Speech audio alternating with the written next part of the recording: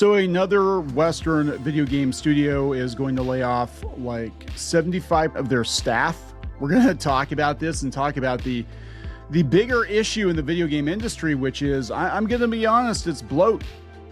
It's bloat. There are a lot of people working in the video game industry making games that nobody's buying, and they don't understand economics. This is why they're getting laid off.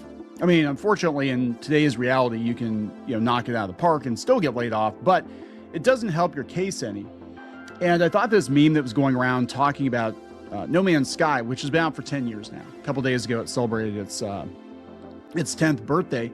But I think this is very appropriate because it does compare Starfield to No Man's Sky, and Starfield was made by 500 devs at Bethesda, and it flopped. And we covered the Bethesda picketing, the strikes. They're demanding that they be treated with dignity and respect, which in some people's minds means I have a job forever, even though there's no money coming in to pay me, versus No Man's Sky, which was made with just 15 devs. And it started out rough. It was widely panned when it first came out, but it has become the game they promised and then some. And they're still releasing free updates for this game 10 years later. And I will tell you, as somebody who's played it, it's a fantastic game. If you haven't played No Man's Sky, you need to play No Man's Sky. And you're not going to get the full effect of just how big of a turnaround it was unless you played it at launch. And at launch, it was like, what the hell is this? It was okay, but it was really disappointing. And my son, who was a little kid at the time, and he loves space stuff, he loves sandbox games, he literally waited up until midnight to get that game on Steam.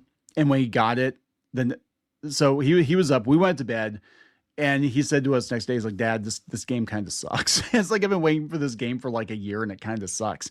And now he still plays it because he's like, the game is so damn good, and they just keep releasing patches for it, updates for it.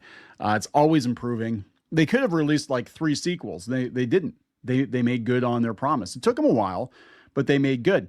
AAA gaming doesn't do that. AAA gaming is predatory. We have a lot of people shipping unfinished games just to get it out the door, to hit that quarterly earnings mark or whatever. And these people cost too much. Again, we had a bunch of people get laid off at Xbox. And I am sorry for people who got laid off, but I'm also like, you really need to look at the economics, and things are upside down, and you're not owed a job just because you're you. And they look at Microsoft, the company, the bigger company, and they're like, well, Microsoft makes a lot of money. I'm like, yeah, but the games you work on do not. Right? If there was a direct correlation between the work you did or your team did and the bottom line, you would probably still have a job. But a lot of these people, if this is Bethesda, they worked on Starfield, which was a massive failure. So naturally, they got laid off. And now we have another studio laying off up to 75 of our colleagues, which is still a massive number. This is Supermassive Games. And they're laying off. They're going to have to reset the video game industry tracker. It's been 4 days since the last gaming layoffs. And they had Halo Studios. They put contractors. I think this is so funny because that's what the official story is. They were contractors, but there was a guy that was there for like 6.5 years. And he was, as far as I know, he was full-time, and he got laid off. So that's bullshit. This is contractors.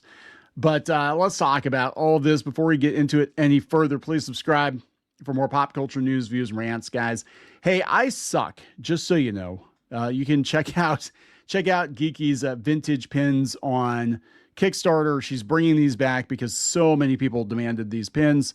We sold out last year. It was crazy. And people, like, weeks after the fact, were like, hey, can we still get these pins? And we didn't have any more. We made enough to fulfill orders, and that was about it. So if you'd like another chance, check it out on Kickstarter. Geeky Sparkles, Retro Halloween Revenge, glowing enamel pins. And there is a new pin of me this year as a vampire because, like I said, I suck. There we go, guys. And a lot of people right now are nodding their heads furiously. They're like, yeah, Kneon, you do. You really suck. So let's look at this. This is gaminglayoffs.com. And again, they need to update this. But it's not good, guys. This whole situation right now in the video game industry, I believe is right sizing. Oh, I missed this one. Riot Games laid people off. Halo Studios, they're saying contractors. I don't believe that. I think there's some staffers. I've never heard of some of these studios. That's No Moon. We have Refractor Games laid off just in the last week or two. Tilting Point, Fortis Games, Double Fine. Double Fine's like fighting for survival. Lightspeed LA, Vermilla Studios, Skybound. Skybound laid people off. Now, Skybound, that's interesting because Skybound is a comic book publisher primarily and an animation studio, but they also had a game division. But they're laying people off, and they're doing pretty well with comics and with animation on Amazon. But again, it's like just because the comics are doing good, just because your other stuff is doing good, doesn't mean that you're owed a job making games that aren't selling, right? But tons of layoffs. Of course, Xbox a month ago, 2,600 people. id Software got gutted. I mean, it's not a good situation, guys. It really isn't. It's a bad time to work in the video game industry because even if you're good at what you do, I think your peers have fucked things up for everybody. Your peers putting out shit games, corporate decisions, making shit decisions, predatory monetization schemes, all that stuff. That is what is killing the video game industry right now. People are going back to retro. I'm going back to retro. I don't even have any interest in most of the new games coming out. A statement from Supermassive Games. Okay, Supermassive Games, we made the difficult decision to begin a redundancy consultation process, which we anticipate will result in the loss of up to 75 of our colleagues. Okay, I thought it was 75%, but that's still bad because they only have a couple hundred people working there. This is a necessary step to help ensure the sustainability of the company. We know this will be an incredibly difficult time for everyone, and our priority throughout this process will be to provide support to all those impacted. How long until they start blaming Gamergate for all the video game industry layoffs? Seriously, like they can't get over that. It's been like 12 years, 13 years. How long until they're like, well, it's because of the chuds that grew out of Gamergate and something Steve Bannon and something Milo and something. And they'll be like, oh yeah, it's because of Gamergate that all these games are failing because people aren't buying them like you're supposed to. You're supposed to just consume the product. It doesn't matter if you want to play the game or not. To support people, you're supposed to buy shitty games. What's wrong with you? Why aren't you buying more shitty games? See some of the comments here. And I do feel bad for people getting laid off. I do. Oh my God, this right here, this is very accurate. Yeah, tumbling down. That's it. It was never sustainable. The reason we're seeing all these layoffs, the business model was upside down, and you can only go so long. You only lose so much money for so long. Xbox, which Microsoft, massive $1 company, laying off a bunch of people in Xbox because they said it's not sustainable. They're upside down. Xbox was being subsidized by other parts of Microsoft. This person says, we all told you to avoid the DEI route and focus on good games. Now look at you. Tumbling down, creators, designers, marketers, your new secret weapon. That's an ad. That's Grok. Damn it, it's all Grok's fault. Welcome home. Yeah, pretty much. Redundancy consultation. If only George Carlin were around for this one. You know, the really sad thing is, video game journalists and video game developers, when layoffs are announced, the internet is celebrating. That should tell you everything you need to know. Like, gamers are actually celebrating people losing their jobs now. And that is sad, but it's also a decade of seeing people who probably shouldn't be working in the industry say stupid shit online and attack gamers, and then they get laid off after gamers reject their product.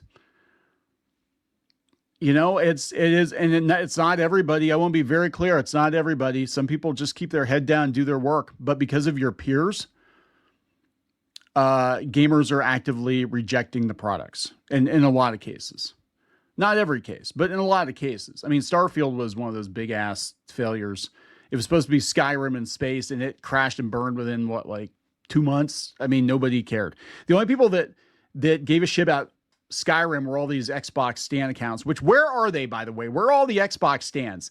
They're very, very quiet after Asha Sharma came in and said, yeah, Xbox is failing. Like, you don't see these accounts anymore, do you? They used to attack you. I remember Grums used to get dogpiled anytime he would criticize Starfield at all. As Heels versus Babyface, he got dogpiled over the pronoun rant. You don't hear from these people at all because they know the jig is up. It's failing. It's collapsing. The proof is in the pudding. The numbers don't lie. The numbers aren't mathing. The math ain't mathing. That's why everybody's getting fired. You're not selling enough games to warrant the, $150,000 base salary or whatever crazy shit they're paying these people fresh out of college.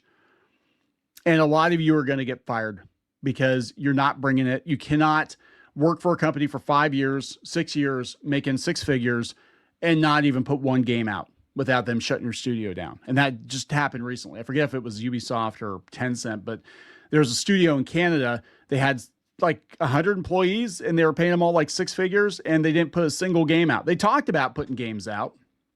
They had concept art, but they didn't put a single game out. Dershland Gaming says maybe if you had less ugly modern characters, you'd have sold sold enough copies to avoid this. This person says, stop wasting funds and shut the company down. You can go out into the world instead of looking for the tiniest population in existence, the modern audience. Yeah, where are all these modern gamers? They're supposed to prop these things up. And that's why they pivoted. That's why the entertainment industry pivoted to chase this phantom audience. Let's change everything about our games, our comics, our movies to appeal to this demographic because we got a very false impression of what people wanted from social media. And then you realize that like people might complain on social media or whatever, but it doesn't really mean anything. I mean, I could even go make an example of the Odyssey. Like a lot of people downvoted the trailers. It still made money, right? So those online voices in a lot of cases don't really indicate where your movie is. Now, I think the Odyssey probably should have made more money faster. And a lot of the money came from, inflated ticket prices because of IMAX, but whatever. And that's what they did. They're like, well, you know what? The middle-aged men are getting long in the tooth. So we're going to pivot to the modern audience, and they don't buy shit, or they buy like Fortnite and they play Fortnite for 10 years, right? They're not buying this shit. Punishing Burb says, what a bummer. I did not see that coming at all. I did. Asmongold will welcome you home. Yeah. Overhiring to meet DI demands brought you to this. I think that's part of it. I think it's a big part of it.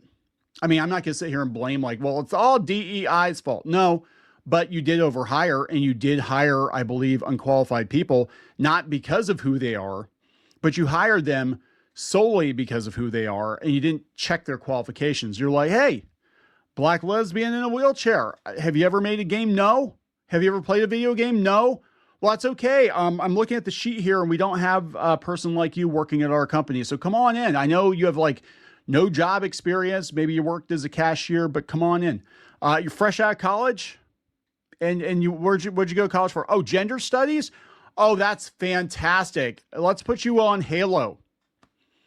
It's like, what the fuck? This is of course this is going to happen, right? But they made, Little Nightmares, which actually was pretty good. I thought it was pretty good. Oh, this was a Stadia only game. Oh shit. Yeah. I don't know why they did that, but Little Nightmares was actually okay. This person says, better be careful about who you consult with. A lot of game studios are paying the price for who they listen to. So how's your DEI hire doing? You can't just make characters like this and believe it will sell. Let's go see. Supermassive. Okay. I can tell you, I've never heard of this game. Directive 8020. I have never heard of this game. I don't even think it was a big enough deal to. So it looks like Alien. Is that what it is? Oh, that's what I thought it was. Okay, Lashana Lynch. Oh my God, from James Bond. Yeah. Well, I don't know. I've never heard of this. Okay, so we got real-time alien threats. This, it looks like Alien. Looks like I don't know. It looks expensive. Let me put it to you this way. I look at this and I'm like, this looks expensive. You brought in a Hollywood celebrity. This game looks expensive. And now you're having to lay a bunch of people off to survive because this is not what gamers want anymore. Just forget the whole DEI thing, right? Forget the whole DEI thing.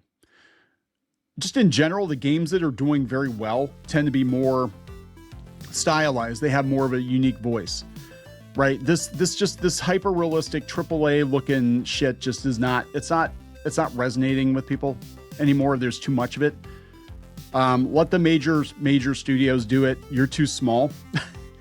You don't have the bandwidth to do it. Do another Little Nightmares or something. You know what I'm saying?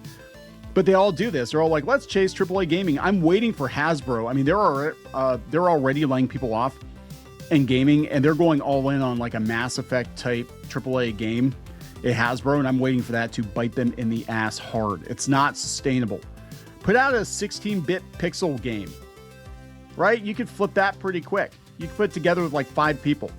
One of the best games I've played this year is Super Polygon Grand Prix, which is a racing game, and it's made by like one guy in the UK, but it looks like a whole team at Sega worked on it. This is not what people want. It's not going to work. We're going to see more layoffs. I'm going to wrap it up, guys. Please subscribe for more pop culture news, views, and rants. We'll talk later.